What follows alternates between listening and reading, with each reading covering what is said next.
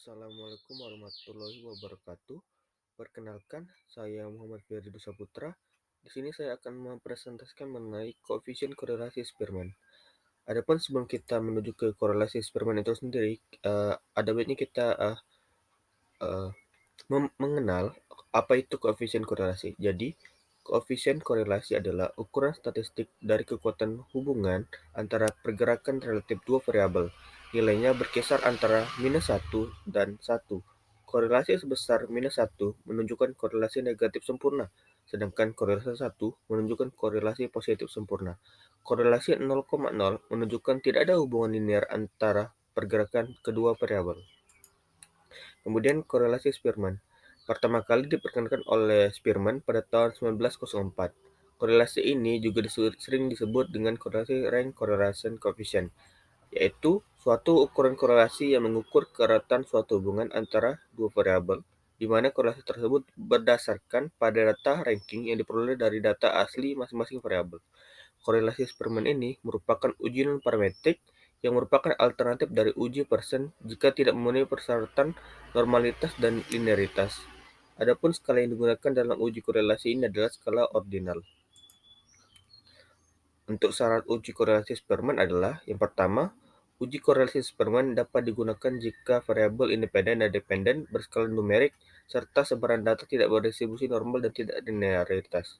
Kemudian, uji korelasi Spearman juga dapat digunakan jika variabel independen dan dependen berskala ordinal. Untuk asumsi korelasi Spearman, yang pertama, tipe data variabel dapat berubah ordinal, interval, atau rasio. Kemudian, distribusi data harus monoton. Ini berarti kedua data dari dua variabel meningkat atau menurun secara bersama, atau ketika satu variabel meningkat, variabel lainnya menurun. Kemudian yang ketiga, pengambilan sampel acak. Korelasi Spearman mengasumsi bahwa pengamatan dikumpulkan secara acak dari suatu populasi. Untuk dasar pengambilan keputusan adalah jika yang pertama, dasar pengambilan kesimpulan, jika nilai signifikan kurang dari 0,05 maka berkorelasi, dan jika nilai signifikan lebih dari 0,05 tidak berkorelasi. Untuk kekuatan korelasi yaitu 0,0 sampai 0,26 tidak ada hubungan atau hubungan lemah, 0,26 sampai 0,50 hubungan sedang, 0,51 sampai 0,75 hubungan kuat, dan 0,76 sampai 1 hubungan sangat kuat.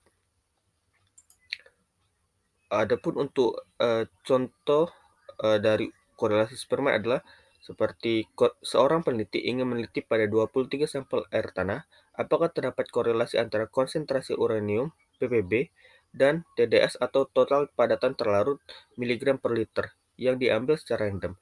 Hasil tabel pengumpulan data terdapat pada tabel berikut. Berikut merupakan tabel dari data yang telah dikumpulkan oleh peneliti. Untuk hipotesis penelitian adalah tidak ada H0 tidak ada korelasi antara konsentrasi uranium dan TDS.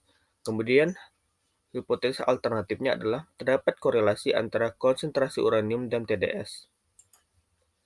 Untuk langkah pertama adalah kita terlebih dahulu meranking data dari yang terkecil hingga terbesar pada masing-masing variabel. Namun, langkah ini dapat kita lewatkan jika menggunakan SPSS atau aplikasi pengolah data lainnya, karena nantinya akan dirankingkan secara otomatis dari data yang tersedia ketika akan dilakukan analisis. Untuk langkah pada SPSS, kita input data pada SPSS, kemudian lakukan pengujian korelasi Spearman dengan pilih Analyze, kemudian Correlate.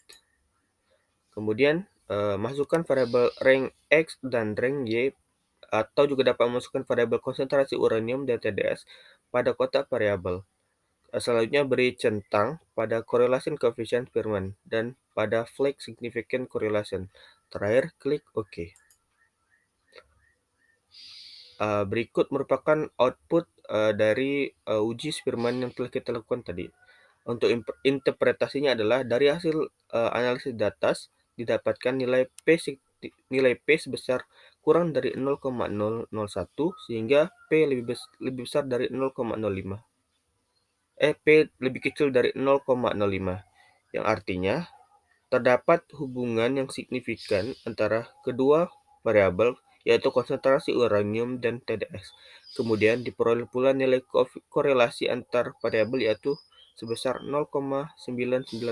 nol, yang artinya terdapat hubungan antara konsentrasi uranium dan TdS pada sampel air tanah menunjukkan hubungan yang sangat kuat dan berpola positif, di mana semakin tinggi korelasi uranium maka semakin tinggi pula TdS pada sampel air tanah. Berikut merupakan referensi yang saya gunakan pada presentasi kali ini. Baiklah, saya akhiri. Mohon maaf apabila ada kesalahan kata. Wassalamualaikum warahmatullahi wabarakatuh.